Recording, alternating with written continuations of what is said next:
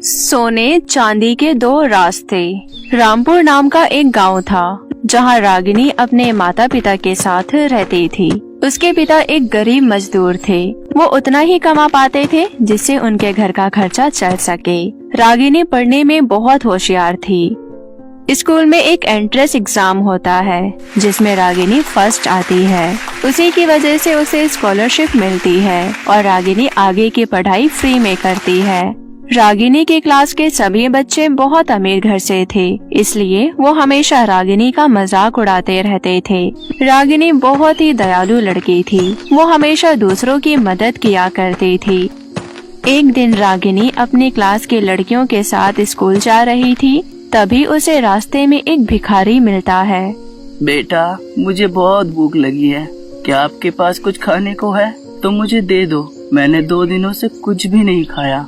अरे ओ बूढ़े, तूने 2 दिन से कुछ नहीं खाया तो हम क्या करें? हम स्कूल जा रहे हैं, हम तुझे खाना देंगे तो हम क्या खाएंगे? चल जा यहाँ से। तुम भिखारियों की तो आदत है बस मांगते रहने की। तब रागिनी कहती है, बाबा जी आप यहाँ बैठिए, मैं आपको खाना देती हूँ। रागिनी उस बूढ़े भिखारी को अपने टिफिन में से खाना देती है। ये देखकर सभी लड़कियाँ हंसने लग जाती है। अरे देखो देखो, एक भिखारन दूसरे भिखारी को खाना खिला रही है। खुद तो भिखारियों की तरफ फ्री में स्कूल में पढ़ती है। बढ़िया ही दूसरों की मदद करने वाली। अरे सबसे पहले अपना देखना चाहिए, उसके बाद हमें दूसरों की मदद करनी चाहिए। मैं इसकी जगह होती तो इस भिखारी को कभी खाना नहीं खिलाती। लेकिन रागिनी उनमें से किसी की बात नहीं सुनती और भिखारी को खाना खिलाती रहती है। सभी बच्चे स्कूल पहुंच जाते हैं। बच्चों, अगले हफ्ते हम पिकनिक पर जा रहे हैं। जो भी बच्चा पिकनिक पर जाना चाहता है वो मेरे पास अपना नाम लिखवा देना। और हाँ, पिकनिक जाने की फीस 3000 रूपए है, जो आप लोगों को पहले जमा करवानी है। जो भी बच्चा जाना चाहता है वो हाथ उठाए। सभी बच्चे अपना हाथ उठा लेते हैं, लेकिन रागिनी अपना हाथ नहीं उठाती। तब टीचर बोलती है, अरे रागिनी, क्या तुम्हें पिकनिक पर नहीं जाना? अरे मैडम, आप भी किससे पूछ रही हो? रागिनी तो खुद एक भिखारी है। वो तो स्कूल में भी फ्री में पढ़ रही है। वो कहाँ से पिकनिक के लिए इतने सारे पैसे लाएगी? अरे इसके पापा तो मजदूर है, इनके घर में तो 2 वक्त की रोटी भी नहीं बनती होगी। उस लड़की की बात सुनकर सभी बच्चे जोर जोर से हंसने लग जाते हैं। Just shut up! आप सभी बच्चे अपना मुंह बंद रखो। क्या आप जानते नहीं, हमें कभी भी किसी का मजाक नहीं उड़ाना चाहिए। रागिनी हमारे स्कूल की सबसे होशियार लड़की है। आप सबको भी उसकी तरह होना चाहिए, ना कि उसका मजाक उड़ाना चाहिए। मैम, मैं कल अपनी मम्मी से पूछकर आपको बता दूंगी। छुट्टी के बाद रागिनी सीधा अपने घर जाती है और अपनी माँ से कहती है, माँ, अगले हफ्ते हमारे स्कूल के लोग पिकनिक पर जा रहे हैं। टीचर मुझसे जाने के लिए पूछ रही थी माँ, लेकिन मैंने कहा मैं अपनी माँ से पूछकर बताऊंगी। माँ, मुझे जाने के लिए 3000 रूपए चाहिए। बेटा, तुम्हारे पिताजी 1 महीने में भी 3000 रूपए नहीं कमा पाते, तो हम तुम्हें 3000 रूपए कैसे देंगे बेटा? अच्छा, कोई बात नहीं माँ, मैं कल सुबह टीचर को मना कर दूंगी। वैसे भी मेरा जाने का बिल्कुल भी मन नहीं है माँ। फिर अगली सुबह स्कूल में, मैम, मुझे पिकनिक पर नहीं जाना है। बच्चों, आज मैं तुम्हारा एक टेस्ट लेने जा रही हूँ। जो भी बच्चा इस टेस्ट में पास होगा वो पिकनिक पर फ्री में जाएगा। टीचर की ये बात सुनकर सभी बच्चे बहुत खुश हो जाते हैं। रागिनी उस टेस्ट में भी फर्स्ट आती है। वेरी गुड रागिनी, अब तुम भी पिकनिक पर जाओगी और तुम्हारी फीस मैं दूंगी, सो डोंट वरी। वो दिन भी आ जाता है जब सभी बच्चे पिकनिक पर जाते हैं। सभी बच्चे बहुत मजे करते हैं, लेकिन गलती से रागिनी और उसकी फ्रेंड कल्पना अकेली जंगल में चली जाती है और वहाँ जाकर कहीं खो जाती है। कल्पना, हम कहाँ आ गए हैं? अब हम घर कैसे जाएंगे? हमारे टीचर कहाँ है कल्पना? ओह गॉड, मुझे भी कुछ नहीं पता रागिनी, मुझे तो बहुत डर लग रहा है। दोनों थोड़ा और आगे चलती हैं, तभी उन्हें 2 रास्ते दिखाई देते हैं। उनमें से एक रास्ता सोने का रास्ता था और दूसरा रास्ता चांदी का रास्ता था। अरे रागिनी, ये देखो, यहाँ पर 2 रास्ते हैं, हम कौन से रास्ते से जाएं? कल्पना के इतना बोलते ही वहाँ पर एक जादूगरनी प्रकट होती है। आओ आओ, मेरे जंगल में तुम्हारा स्वागत है। आंटी जी, हम इस जंगल में कहीं खो गए हैं, आप हमें बाहर जाने का रास्ता बताइए प्लीज। बेटा, यहाँ से निकलने के 2 रास्ते हैं। इन 2 रास्तों में से तुम्हें एक रास्ता चुनना है। तभी तुम इस जंगल से पार जा पाओगी। लेकिन आप हमें बताइए तो सही कि हमें कौन से रास्ते पर जाना है। बेटा, ये सोने का रास्ता है। अगर तुम इस रास्ते पर जाओगी तो तुम्हें बहुत सारी धन दौलत और सोने की ज्वेलरी मिलेगी और तुम्हें जिंदगी भर कुछ भी करने की कोई जरूरत नहीं पड़ेगी। और अगर तुम इस चांदी वाले रास्ते पर जाओगी तो तुम्हें वहाँ पर 2 बीमार बुढ़िया मिलेगी जिसकी तुम्हें जीवन भर सेवा करनी होगी, उन्हें ठीक करना होगा। उसके बाद उन बुढ़िया को अपने साथ अपने घर ले जाना होगा और जिंदगी भर के लिए उनकी सेवा करनी होगी। अब दोनों में से एक रास्ता तुम्हें खुद चुनना होगा। मैं और बुढ़िया की सेवा करूंगी, वो भी जिंदगी भर के लिए? फ्री में उनको खाना खिलाऊं, फ्री में उनको अपने पास रखूं? मैं ऐसा कभी भी नहीं करने वाली। मुझे तो इस सोने वाले रास्ते पर जाना है। वहाँ जाकर मुझे बहुत सारी धन दौलत मिलेगी। उसके बाद मैं कभी भी पढ़ाई नहीं करूंगी और अपनी आगे की जिंदगी खूब मजे से बिताऊंगी। आंटी जी, मुझे इस चांदी वाले रास्ते पर जाना है क्योंकि मेरी माँ कहती है हमें बड़े बूढ़ों की सेवा करनी चाहिए, क्योंकि हमें कभी भी एक दिन बूढ़ा होना है। कल को हमें भी किसी की जरूरत पड़ सकती है। रागिनी और कल्पना अपने अपने रास्ते पर चल देती है। रागिनी को आगे चलकर 2 बीमार बुढ़िया मिलती है। रागिनी उनको दवाइयाँ देती है और उनकी बहुत ही प्यार से सेवा करती है। उन्हें बहुत अच्छा अच्छा खाना बनाकर खिलाती है। उसके बाद वो दोनों बुढ़िया ठीक हो जाती है। फिर दोनों बुढ़िया एक बहुत सुंदर सी परी बन जाती है। बेटा, हम तुम्हारी परीक्षा ले रहे थे। तुम एक नेक और सच्चे दिल की लड़की हो। तुम्हें धन दौलत का कोई लालच नहीं। तुमने हमारी सच्चे दिल से सेवा की है। अब हम हमेशा तुम्हारे साथ रहेंगे और हमेशा तुम्हारी मदद करेंगे। उसके बाद परी अपनी जादू से रागिनी को उसके घर पहुंचा देती है और उसके घर को एक सुंदर सा महल बना देती है। अब उसके घर में किसी भी प्रकार की कोई कमी नहीं होती। उसके घर में बहुत सारी धन दौलत होती है। रागिनी अब गरीब और जरूरतमंद लोगों की सहायता करने लगी थी। वहीं दूसरी ओर कल्पना एक चुड़ैल से मिलती है। आजा आजा लालची लड़की, मेरी काली दुनिया में तेरा स्वागत है। हाँ हाँ, ठीक है, मेरा टाइम वेस्ट मत करो। अब मुझे जल्दी से वो धन दौलत और वो ज्वेलरी दे दो। मूर्ख लड़की, अरे ओ पागल होगी तू। काली औरत जैसे तेरी शक्ल है, उससे कई ज्यादा बुरी तेरी हंसी है। देख, मेरा टाइम वेस्ट मत कर, मुझे जल्दी से वो सारे पैसे दे। उसके बाद मैं उस मूर्ख रागिनी को बताऊंगी कि मैं कितनी इंटेलिजेंट हूँ। ज्यादा दयालु बन रही थी ना वो। मुझे तो उस बुढ़िया की मदद करनी है। वो बेवकूफ लड़की सारी जिंदगी उन बुढ़िया की सेवा करती रहेगी और देखना, मैं इस दुनिया की सबसे अमीर लड़की बन जाऊंगी। अरे ओ लालची लड़की, कौन से ख्यालों में घूम रही हो? तुझे कोई दौलत नहीं मिलने वाली। यहाँ सिर्फ लालची व्यक्ति आता है। लालच का फल हमेशा बुरा ही होता है। अब तू मेरे साथ मेरी काली दुनिया में ही रहेगी। तू यहाँ से कहीं नहीं जा सकती। ये तुम कैसी बातें कर रही हो? मुझे उस जादूगरनी ने कहा था कि मुझे बहुत सारी धन दौलत मिलेगी, यहाँ बहुत सारे सोने की ज्वेलरी मिलेगी मुझे यहाँ। कहाँ है वो? चुड़ैल अपने जादू से धन दौलत और बहुत सारी सोने की ज्वेलरी प्रकट करती है। ले, रख ले ये सारी धन दौलत, रख ले ये सारे जवाहरात। धन दौलत देखते ही कल्पना बहुत खुश हो जाती है और वहाँ खड़ी खड़ी नाचने लगती है। कल्पना बक्सा उठाकर चलने लगती है। तभी चुड़ैल अपने जादू से उसे कैद कर लेती है। तुझे मैंने पहले ही कहा था कि तुझे धन दौलत मिल जाएगी, लेकिन मैंने ये कब कहा कि तू उसे उठाकर यहाँ से जा सकती है?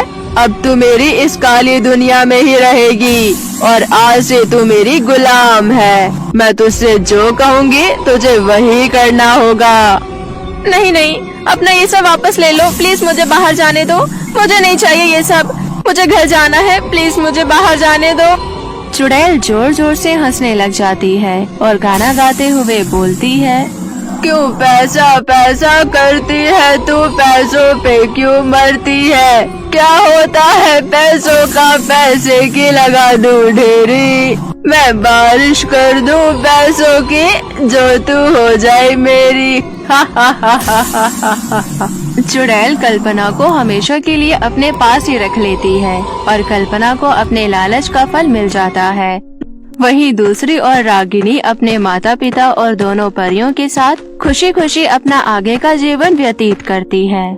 तो मेरे प्यारे दोस्तों, कैसी लगी आपको हमारी ये कहानी? हमें कमेंट करके जरूर बताएं और इसे अपने दोस्तों के साथ भी शेयर करें। और हाँ दोस्तों, अगर आपने अब तक हमारे चैनल को सब्सक्राइब नहीं किया है तो जल्दी से नीचे लाल बटन दबाकर अभी कर लें। तो मिलते हैं आप सभी से फिर किसी नई कहानी के साथ। तब तक के लिए आप अपना ध्यान रखें। धन्यवाद।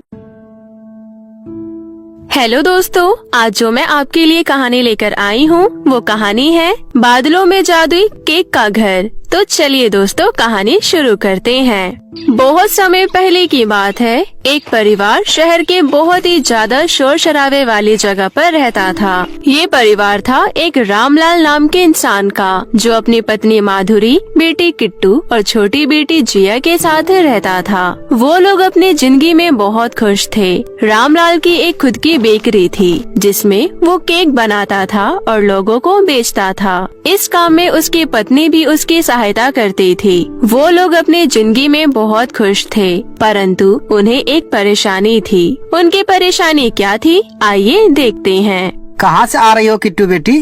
पापा, हमारी पड़ोसन मिसेस शर्मा ने अपनी डॉगी को बाहर घुमाने के लिए मुझे बुलाया था। तो उनका काम किया तुमने?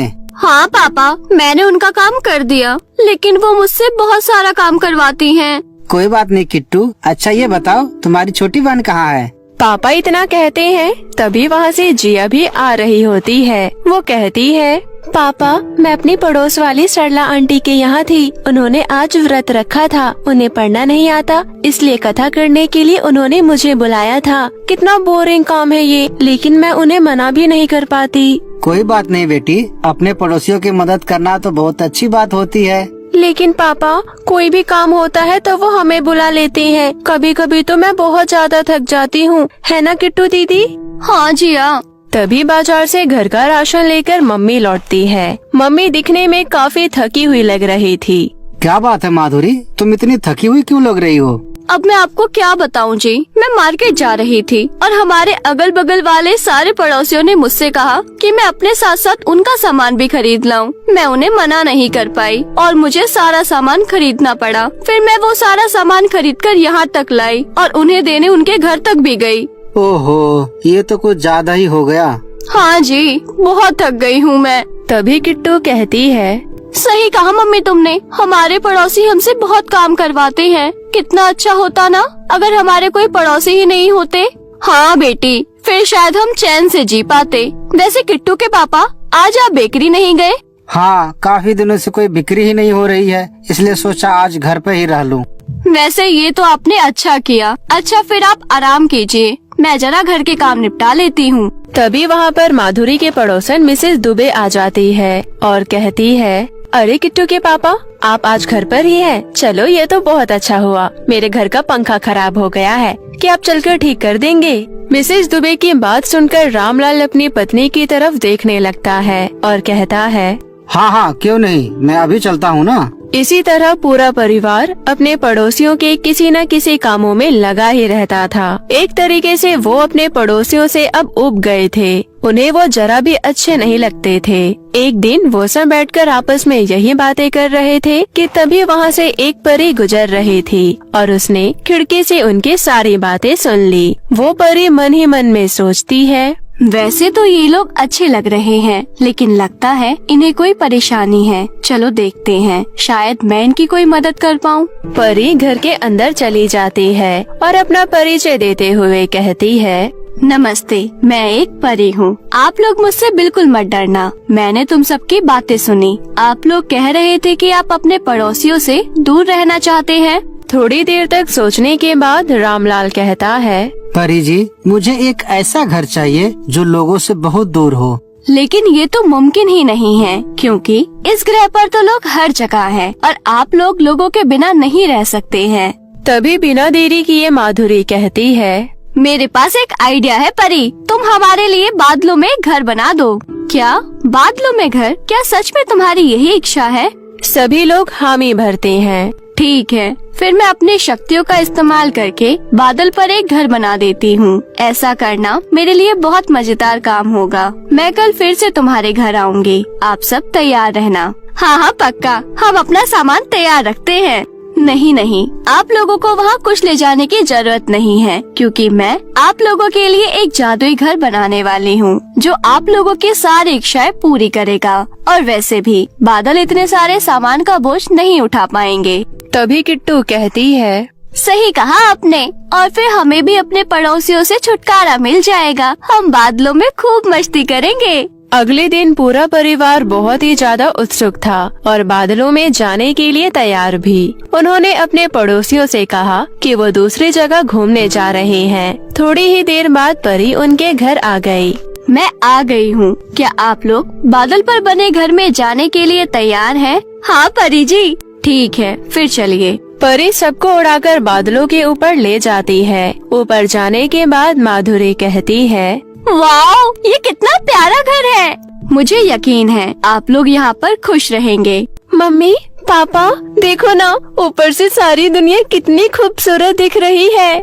आप लोग घर के अंदर जाओ। घर के अंदर आप लोगों को जिस चीज की जरूरत होगी आप बस उसकी मांग करना। आप लोगों को वो चीज बड़ी आसानी से मिल जाएगी। और अगर आप लोग मुझे बुलाना चाहेंगे तो एक बार मुझे आवाज लगा दीजिएगा, मैं आ जाऊंगी। शुक्रिया परी। पूरा परिवार घर के अंदर जाता है। फिर माधुरी कहती है, वाओ, ये घर कितना सुंदर है। मम्मी मुझे भूख लगी है। हाँ तो परी के जादू का फायदा उठाओ ना। मम्मी की बात सुनकर किट्टू कहती है, मुझे बर्गर चाहिए। तभी किट्टू के सामने बर्गर आ जाता है। अरे वाह, यहाँ तो सच में बर्गर आ गया। अब मैं कोशिश करती हूँ, मुझे एक नई ड्रेस चाहिए। तभी वहाँ पर नई ड्रेस प्रकट हो जाती है।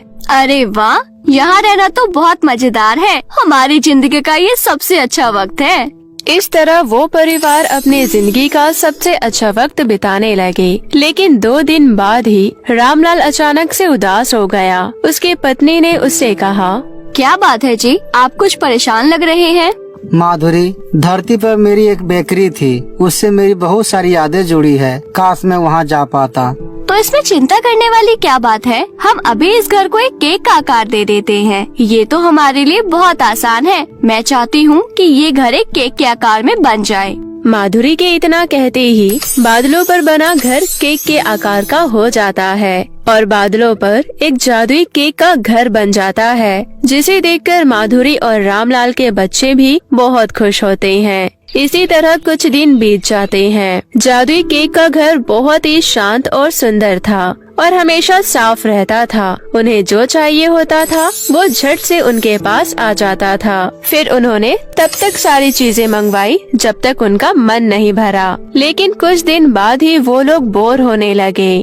पापा, हमें जो कुछ चाहिए था सब कुछ हमारे पास है। अब तो जादुई घर से मांगने को कुछ बचा ही नहीं।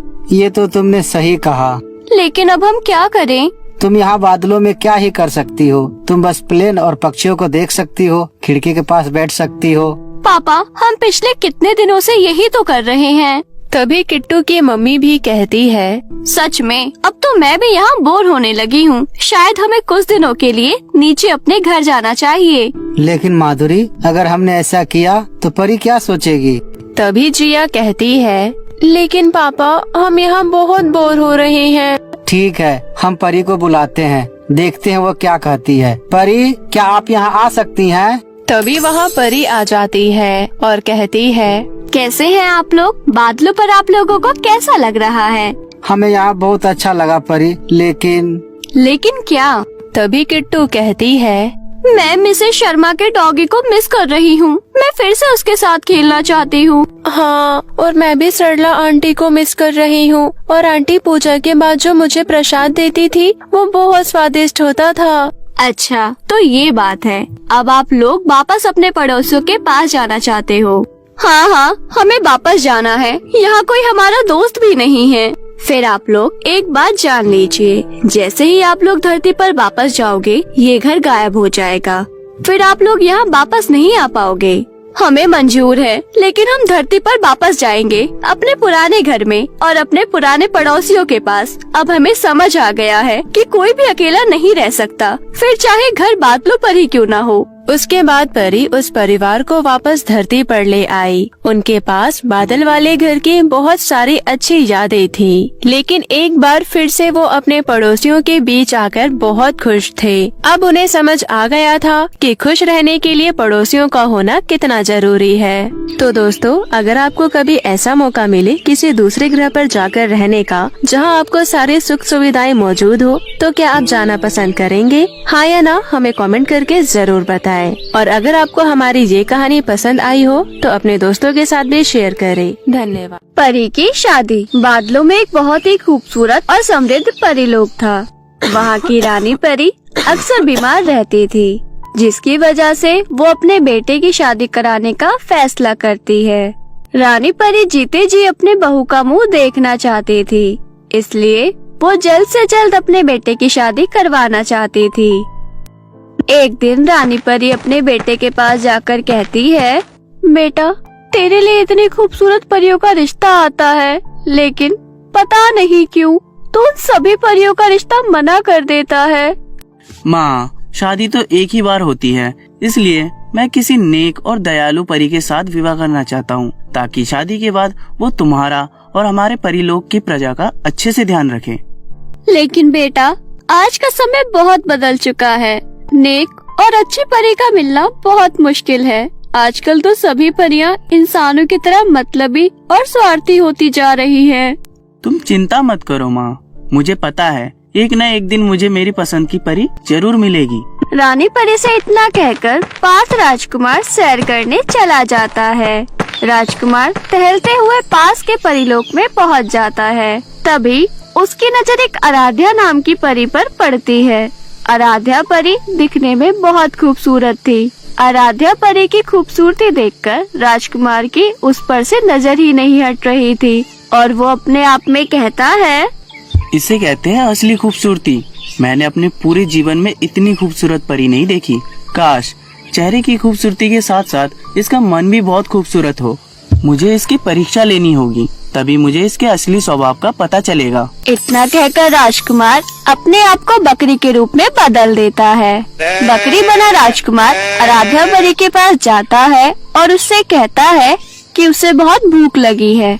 इतना सुनकर आराध्या परी बहुत सारा खाना ले आती है और बकरी को अपने हाथों से खिलाने लगती है। बकरी आराध्या परी से कहता है, परी, असल में मैं एक राजकुमार हूँ, लेकिन एक श्राप की वजह से मैं बकरी बन गया।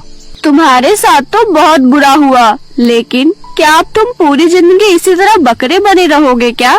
अरे नहीं नहीं, अगर मेरी शादी किसी खूबसूरत परी से हो जाए तो मैं इस श्राप से मुक्त हो जाऊंगा और फिर से राजकुमार बन जाऊंगा। क्या तुम मुझसे शादी करोगी?